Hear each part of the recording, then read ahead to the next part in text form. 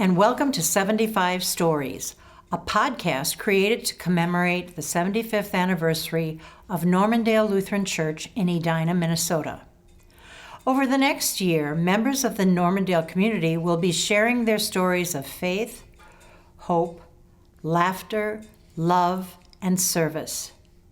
Every week or so, a new story will be added, building a more profound understanding and appreciation of who we are and have been, our impact in the world, and our dreams for the future.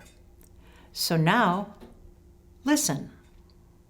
My role as chairperson of the Heritage Committee is to manage all kinds of materials, documents, pictures, tapes, CDs that go back to our founding.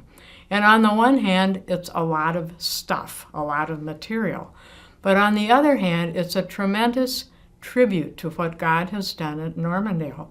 It's a recital of God at work among people people called and brought together.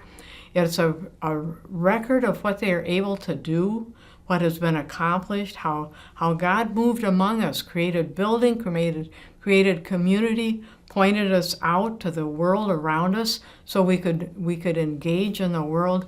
It's an incredible story of what God has done here. The founding members of Normandale were a cross-section of the community at that time. Highway 100 was then known as the Beltline, and that was the western margin of the Twin Cities. And then this part, the western part of Edina, began to explode in the late 40s and early 50s. And so these founding members were a cross-section of what was living in the community. Young families building their first homes, people who had established a business in Edina, and they were members of other churches, and the churches encouraged them to join Normandale and make it thrive. And so it was young people, older people. It was just a wonderful mix that has continued to be Edina.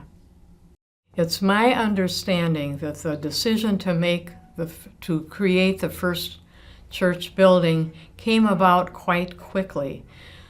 Purchasing the land and calling the founding pastor was part of the responsibility of the church body that was responsible for Normandale, and that was the Augustana Lutheran Church. But they must have quickly arrived at a decision to build. The first service was held on May 14th, and that was at the Grange Hall. So they rented that space, set it up every Sunday morning, took it down after the church service, and then had their organizational meeting, which is the date that founders use, in late September 24th. And only 3 weeks later, they broke ground for their first unit. And I find that astounding that they were so ready to go. And not only did they break ground, and there are pictures where it included the large machinery and trucks to do that, but 80% of the work was done by the members.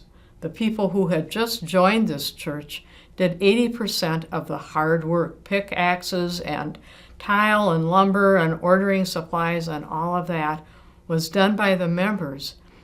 They then had to work through the winter, and of course it was a tough winter because that's the way things often work. So the hard winter, cold, lots of snow. They continued to work, and within 8 months, in June, they held their first service in a one-story building. Think of the talent and the dedication and the determination and the discipline to use your evenings and your Saturdays to construct a simple building so you'd have your very own church home. And they were in it by June 10th, 13 months after their first Sunday together. And I find that a remarkable story of God at work, of determination and energy, of youth and resilience and consistency.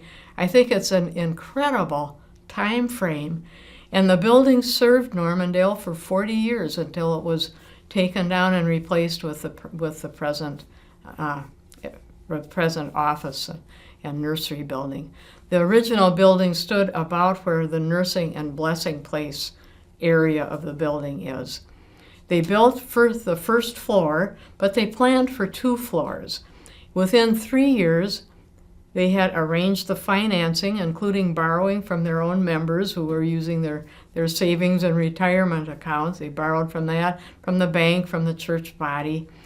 But in that first building, they had planned for it. So they bought the beams that were big enough to support a second structure, even though only the first structure went down in those first 13 months. Then in 1954, the second unit was completed, and that used much more professional labor sources than volunteer as they had early on. But it is an amazing story of what was accomplished so fast and well enough to serve adequately for 40 years. To have people for whom history resonates with them. I mean, some people, history is just plain dull and boring. Yeah. Been there, done that, let's move on. I love history. Where I look at history is we can learn a lot about where we can go by understanding where we've been. We are so glad you joined us today here at 75 Stories. If you'd like to share your own story, please contact Christy Shepard at kshepard@normluth.org. Join us next week for another story, and share this podcast with your friends and family. We are all part of the Normandale community.